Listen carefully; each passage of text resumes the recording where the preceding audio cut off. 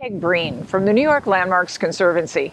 We're in Flushing, Queens at the Voelker Orth Museum, Victorian Garden, and Bird Sanctuary.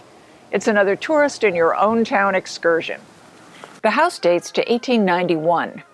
It has a shingle roof, eyebrow windows, and a charming sun porch. The museum tells the story of a German immigrant family who occupied the home for almost 100 years.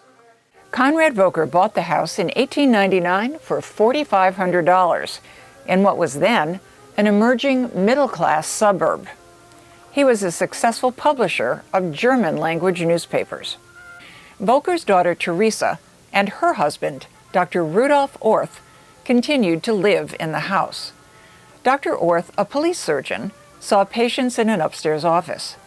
Their daughter, Elizabetha, stayed in the house until her death in 1955. She bequeathed the family home to establish the museum and garden. Much of the furnishings belong to the family. They reflect middle-class family life in the late 1890s and early 1930s. Family photos are everywhere. The living room sports a period Victrola, playing a long-vanished record. That, and an early crank phone in the kitchen, are wonders to the school groups who tour. The Orths added cozy library spaces at the rear. An upstairs bedroom sports furnishings from the 1930s and an early First Communion photo. The garden has a grape arbor. Volunteers harvest the grapes yearly, and the juice is served at museum events. The gardener is also a beekeeper.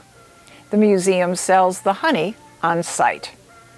The spacious garden holds Summer Shakespeare and an annual Oktoberfest featuring German-American cuisine alongside Korean-American dishes to reflect the surrounding neighborhood.